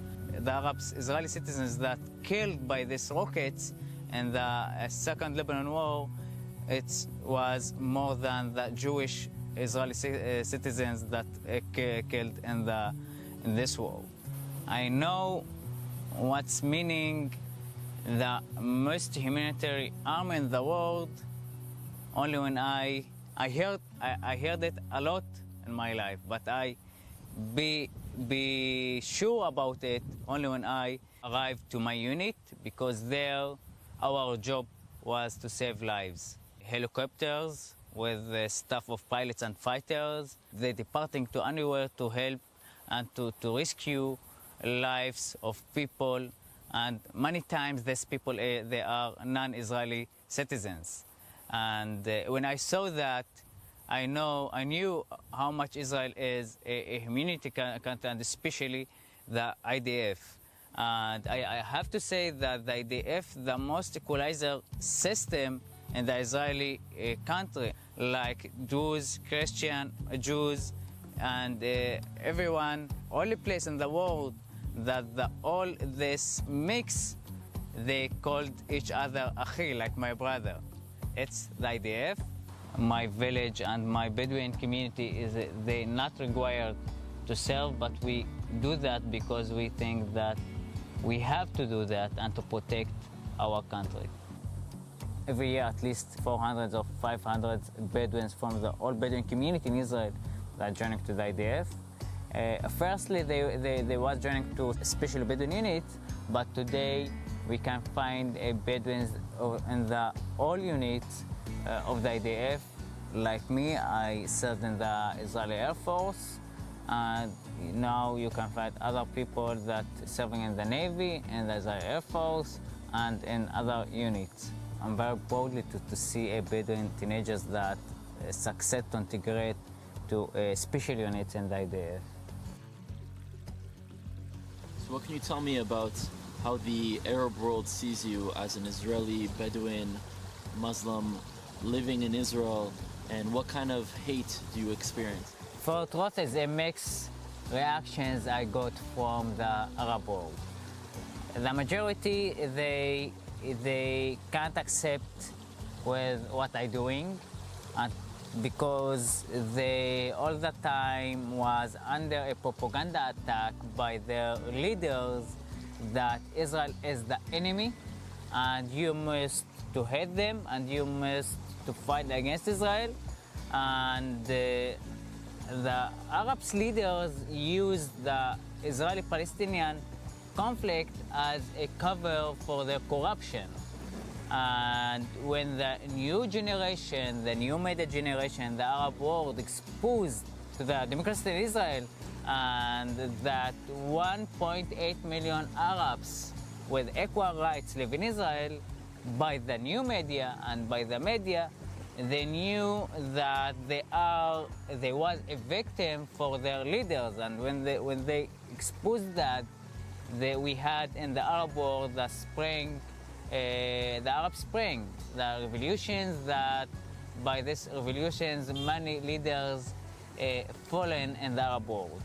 Many of people from the Arab world, they sent to me that I want to come to Israel, I want to visit Israel, I want to work. Some of them, they ask me how can I serve in the Israeli army from the Arab world, like from Saudi, from Syria, also from Gaza Strip. And many of them sent to me that I'm traitor in my Arab community and Arab world. And some of them, they sent me that we will kill you and we will harm you and something like that.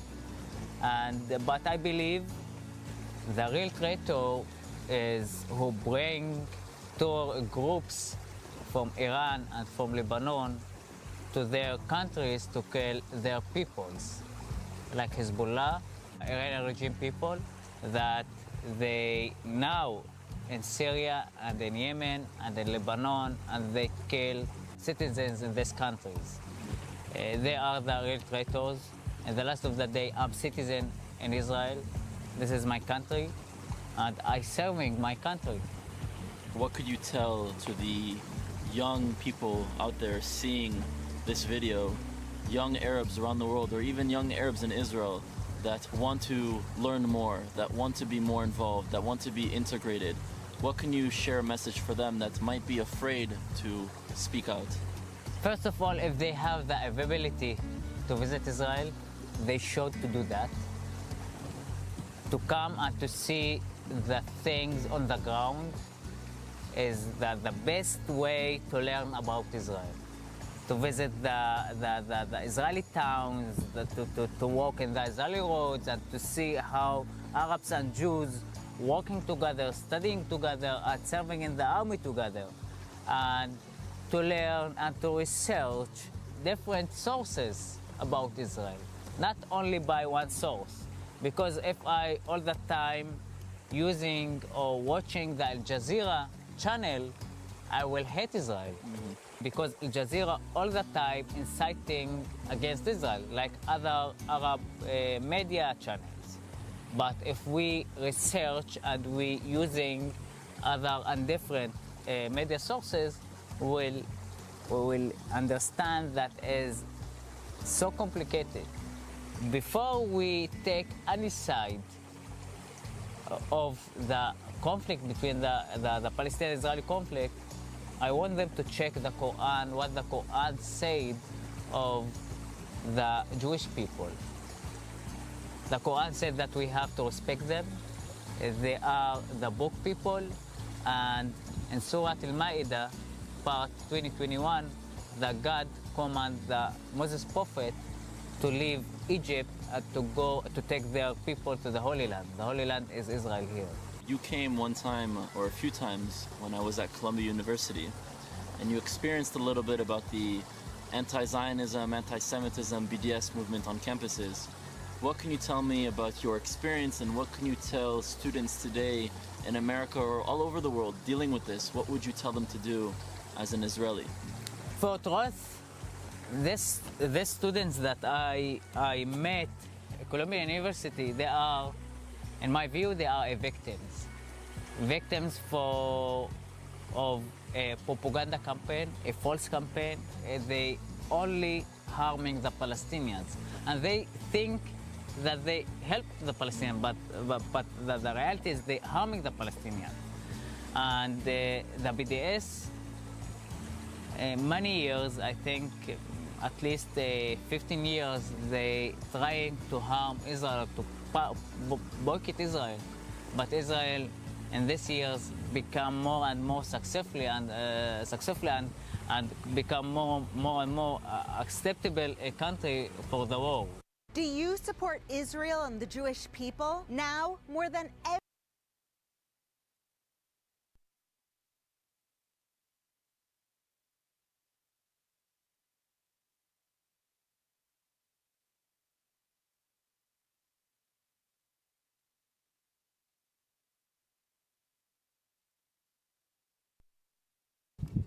So there are still some struggles that the Bedouin community faces in Israel today. Yeah. And a lot of the community around Israel is sort of split on how to deal with those struggles. What can you tell me about how you think the Bedouin community can be more involved in Israel? And it's a lot with the work that you do to try to include them into the society and make their voices heard. What can you tell me about that? Minority, and everywhere they have their unique struggles. And the Bedouins here also they have struggles, especially the Bedouins in the south. They want to still live in the Bedouin lifestyle. It's it's made it difficult to integrate them or include them to the Israeli society. We have to bring the laws and the rules of the State of Israel inside the Bedouin villages, and to make them to feel that they are integral part from the Israeli society. We can do that by government programs, by the education system, and also by the IDF and by the Defense Ministry, technical units that will give them something to do with it when they finishing the military service. The Bedouin in the north, they succeed more than the Bedouin in the south to integrate to the Israeli society, because we here living in an urban area, like we live very close to the mainly towns, Haifa, like Nazareth, and like other Israeli towns. Many people, they came out from the villages and went to study in the universities, and it's made them more integrated and more included in the Israeli society. We have many work to do to include and to integrate the Bedouin teenagers to the Israeli society. The government in Israel doing a lot to do that. Highest budget that the Israeli government gave to the Bedouins and the Arab society was by the last coalition, and we have to do more, like in everywhere in the world. In my view, you have two ways to resolve your problems or your issues inside the society in every country in the world. You can be outsider and you can be insider. If you want to impact or to do something for your society, you can't do it when you outsider. Nobody will care about you, nobody will hear you. When you outsider, it will make you to do something, everything legally and illegally to try to change, but it's not effectively.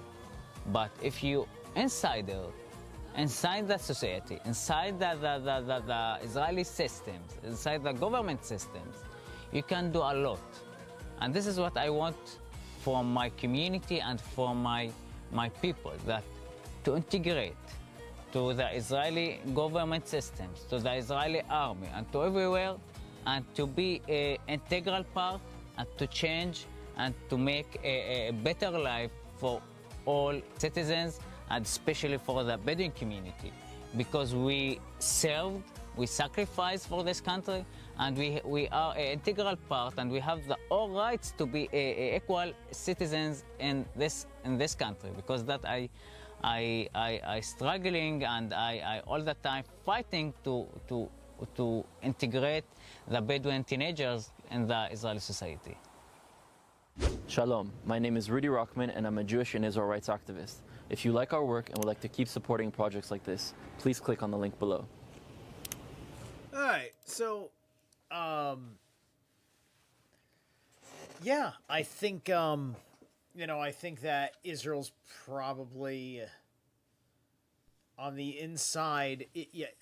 I think that it's hard to get to a part of Israel that isn't close to so many damn problems, where you can see where there's been enough peace and prosperity for microcosms of the greater issues are already fucking solved, right?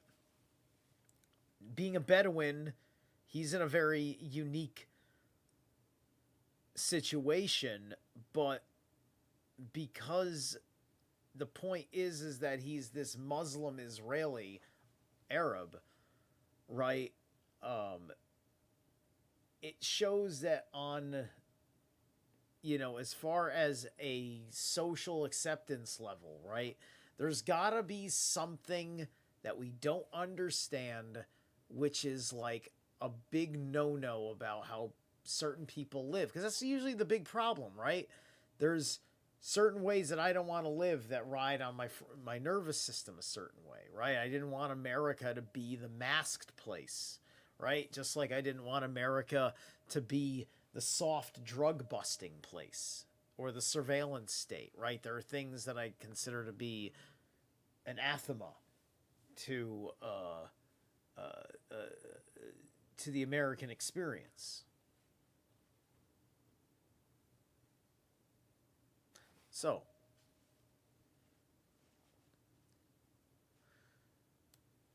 we got got those two out of the way. I'm going to close those down. And then...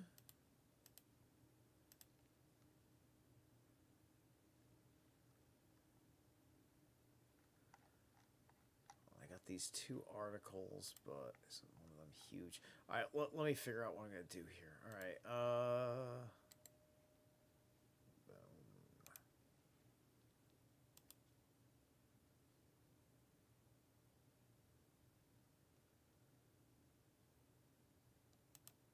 is it in this one? No.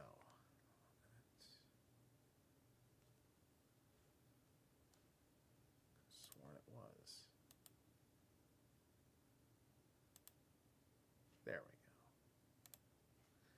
All right. So I kind of got these two different articles, but this one's kind of big. Pretty sure it's a very long article. Yeah, we're not going to read this one. This one will be fine. All right, so now I got a Jerusalem Post that we're going to play with here. Netanyahu, Muslim worshippers can continue to pray at Temple Mount. Prime Minister accuses Islamic fundamentalists of spreading false stories about Israeli actions on Temple Mount by way of igniting religious violence.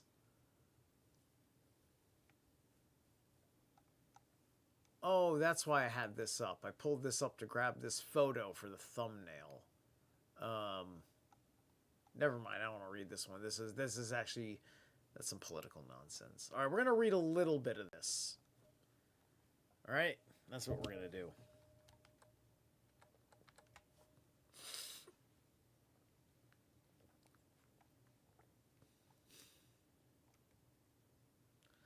So, this was July 30th, 2024, by Nathan J. Brown. Israeli Islam isn't a contradiction, but it isn't easy. The surprising and evolving intersection between the Jewish state and Islamic institutions. The term Israeli Islam may sound like an oxymoron, but Islam is present in Israeli society and inside the Israeli state. Just under 1/5 of Israelis are registered by the state as Muslims. 1/5, mind you here. Muhammad has been the most common name for Israeli babies for years, and a series of state structures oversees, supports, administrators, monitors, and policies or polices Islamic practices and institutions in the country. But the relationship between the two parts of the term Israeli and Islam has never been easy, and the closer one looks, the more apparent these tensions are. The difficulties are political and social, of course, but they are also bureaucratic, since the state of Israel inherited and administers a host of official structures for Muslim family life, education and charity, and worship. So they inherited and administered, which means they would have inherited it from who? The British that controlled the territory, who were the heads, were the head supporters of whatever was the existing top leading spiritual principles in British-controlled Palestine.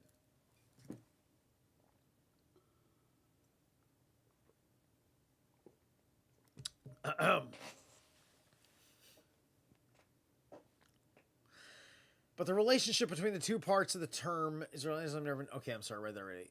Bureaucratic... since it's inherited administrative... charity and worship.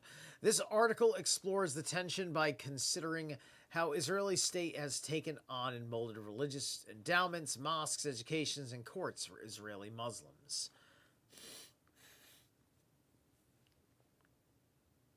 Encountering Islam in Israel. One place to begin is the Israeli mixed city of Lod Alid. The term mixed city is officially defined to include municipalities with Jewish majorities, but substantial Arab populations. In this case, the city not only has two names, it also has two modern histories that tell its story in very different ways. Indeed, in recent years, debates about its history have taken place not only on the international stage, but in Lod Lid too. Contention is vividly recorded on the streets of the city.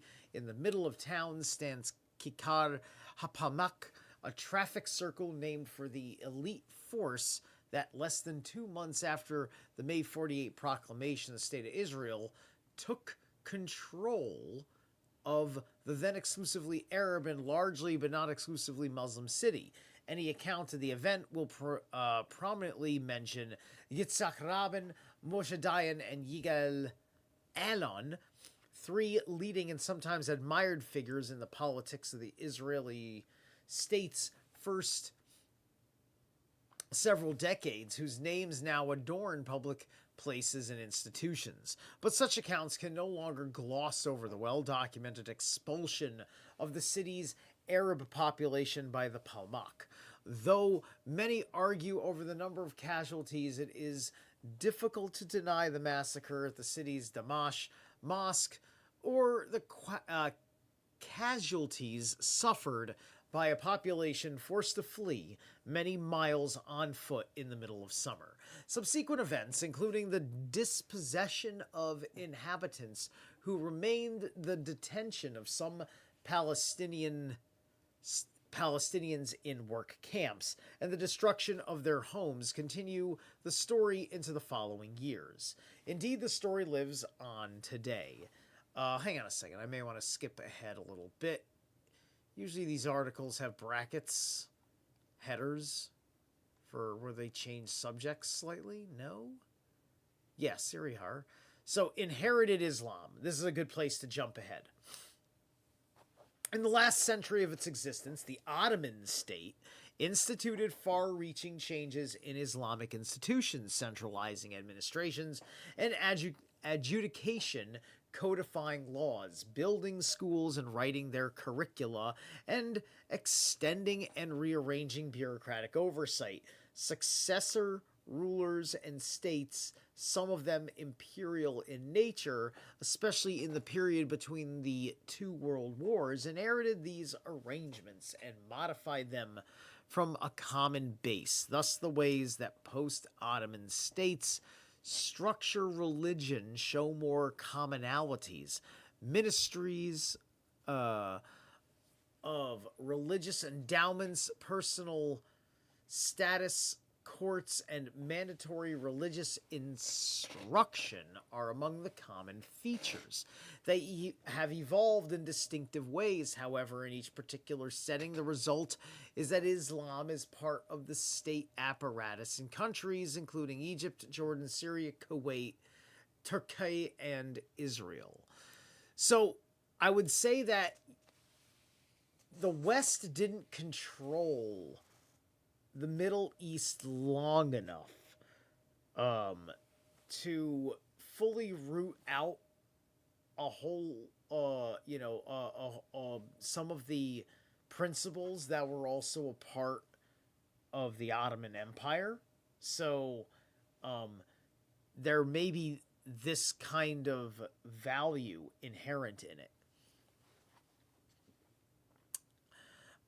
Official Islamic establishments generally have 4 component parts, although many aspects, including the role they play, the way they are linked, are not to each other autonomy.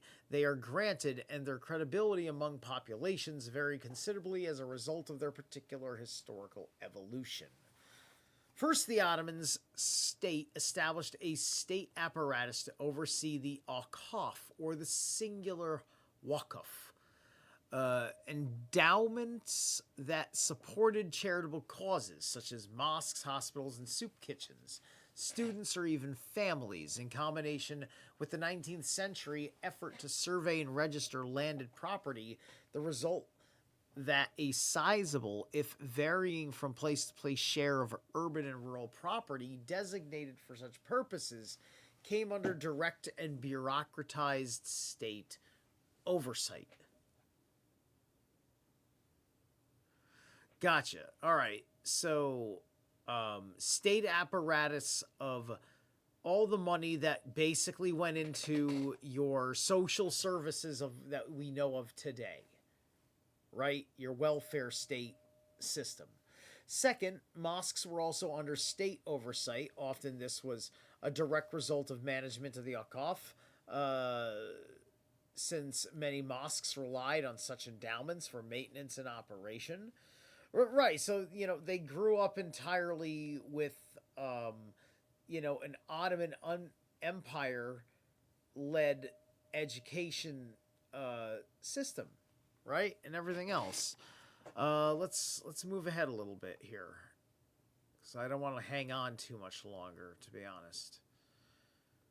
So, yeah, look, you can see the bar is all the way up here, so we can go ahead. Okay, Jewish state remolds, contains, and reinstitutionalizes Islam. Okay, so the state of Israel was formed in 48 and inherited this system that had been constructed by the Ottoman state and modified by the British Mandate, and now was to be reconfigured to meet the needs of the Jewish state.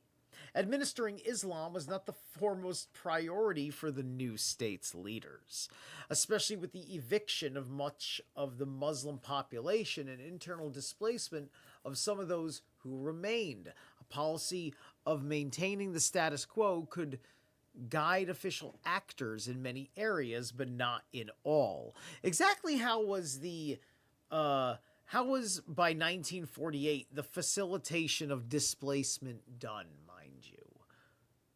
What did we not mind because perhaps in 1948 they were Axis sympathizers? Like, was that part of the Jewish world like hopped up on anti-Semitic fever, perhaps? Right?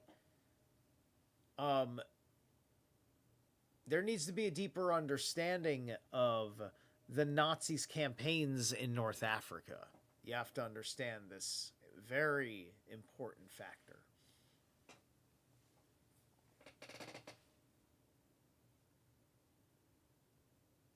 Administering Islam is not the foremost priority. Right, okay. Remain a policy of maintaining the status quo could guide official actors in many areas, but not in all.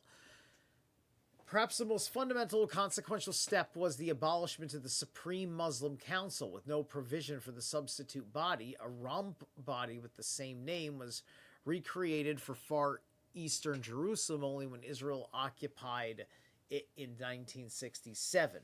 Though this seemed technical in nature, it made much subsequent radical change possible. While Israelis often described arrangements for religion as a continuation of the Ottomans' millet system, they missed the fundamental changes that followed from dismantling any central structures for Muslims. Okay, this is helping paint a picture, a better picture now of this whole interim period between the Ottomans and the whatever, because I didn't know what it was like during the Ottomans per se either. So the various structures and processes, legal, charitable, judicial, and educational, that had been attached to the Ottoman Sheikh al-Islam continued, but no longer had any unified hierarchy overseeing them. Thus, the new Israeli state hardly disestablished Islam the way Israeli Muslims practiced their religion, often ran through state-controlled structures, but it did shatter the coherence of official Islam. The component parts could then be remolded in specific ways, sometimes with a degree of autonomy, but generally in a manner consistent with construction of a Jewish state. Okay, let's move ahead now.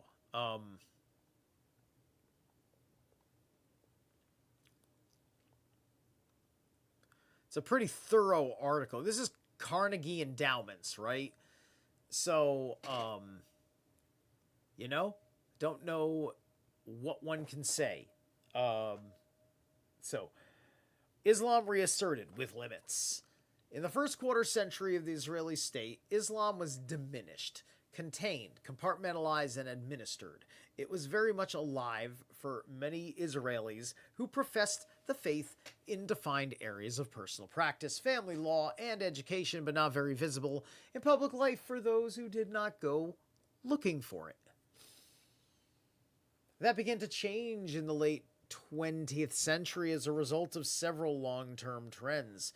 First, there was a gradual liberation of controls over Palestinian citizens, especially with the solution of material rule in '66. While movement and individuals were still subject to surveillance and sanction, it became easier for many to navigate within the boundaries laid down by security bodies. Second, an Israeli-Palestinian population,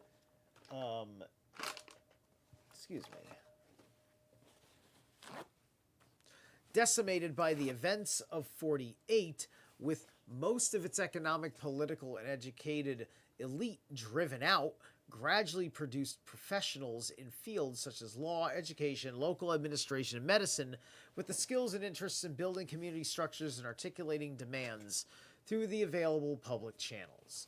So the question is, why were they driven out? Were they unreasonable people? Right? When they were driven out, where did they go?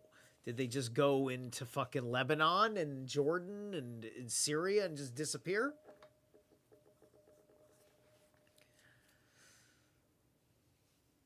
Third, the religious apparatus of the Israeli state, which was largely Jewish in nature, consisted of those who wished for autonomy within that sphere, and sometimes, especially within ultra-Orthodox circles, evinced a deep alienation from state institutions, while state bodies clearly favored Jewish religious institutions and showed no interest in reversing the post-48 actions that deinstitutionalized much of the framework for Islam and Awqaf and mosques.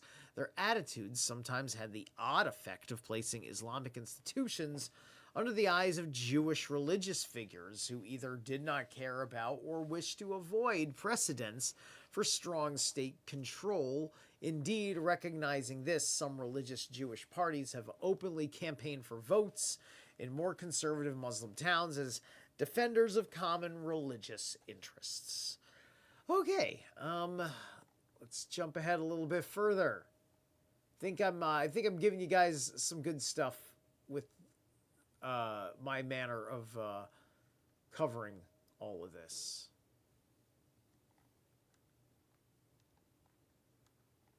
All right, come on. I'm looking for the major shift. There we go. Israeli Islam, global Islam, reintegration and its limits. The past half century has been some reintegration of Israeli Islam into, hey, what's up, Howard? It's 106, yeah. Into regional and global Islamic networks, but it has generally been in informal rather than institutional ways, fragmentations between Gaza, West Bank, and East Jerusalem. Islamic institutions has been even more acute since Israel took control of those areas in 1967's war. All right. Let's move over to... hold on a second. Right in my eye. So bad. Let's get this. When it comes to international linkages, Jerusalem deserves special mention because it is not merely complicated, but especially sensitive, both domestically and internationally, receives large numbers of Muslim visitors from other countries. Official Jordanian institutions have a presence in the city through the Waqf and a branch of its Sharia court. A Palestinian court claims jurisdiction that it can only exercise in suburbs not annexed to Israel, and the Al-Aqsa Mosque is both a unifying symbol for much of the Islamic world and a flashpoint for conflict. Future of Israeli Islam. The state was born in 48, but many of its component parts that define, organize, regulate, and administer religion precede that date by decades. The place of Islam within the state diminished in the transition from Ottoman rule to British mandate, and then even further with the creation of Israel, but it did not disappear entirely. In some symbolic ways, Islam became less prominent in much of public life. The call to prayer is heard only in areas with significant Muslim populations, and those areas have diminished even public historical markings, often refer to various periods without reference to Islam. For example, the Tower of David, a popular tourist site in Jerusalem, is actually a minaret, a fact briefly mentioned in the official history, but referred to as Turkish, as it belongs to one of a long line of foreign occupiers, rather than a structure that called Muslim residents of Jerusalem to prayer.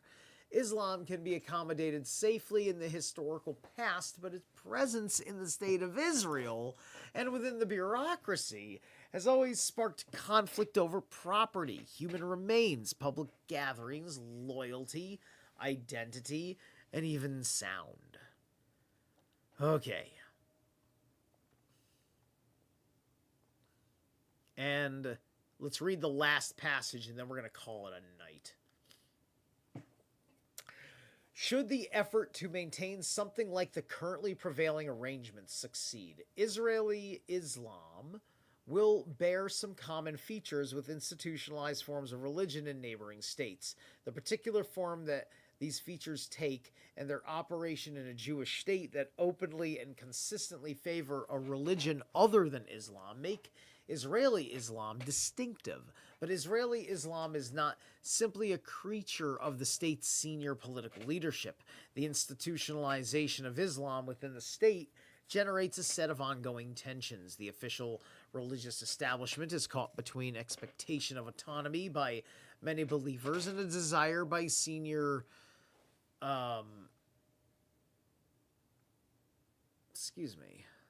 senior office. Wait a minute. Lost my place. Senior officials to watch what is being taught in schools and preach in the mosques. Some official bodies hold a securitized view of religious spaces. Some an accommodative view, others are wholly disinterested, and still more overtly hostile. Finally, there is ongoing tension in official circles about Islamist social movements, whether it view them as a source of opposition to be contained and repressed, or whether to keep them above ground where they can be observed. Okay, good. I think we're done. Great. That's the show for tonight. Thank you for tuning in. I'm probably going to amend the title to this show. Thank you. And let's see, how's it going here? I just saw Howard popping in at one point. It's been quiet in the chat, so I'm assuming nobody's been on for a while. That's okay. I will catch. I'll expect people to catch it later. Please like, share, subscribe, hit the bell notification, especially if you don't mind my drive streams, and leave a comment once in a while. At least let me know you said hi. Peace. What?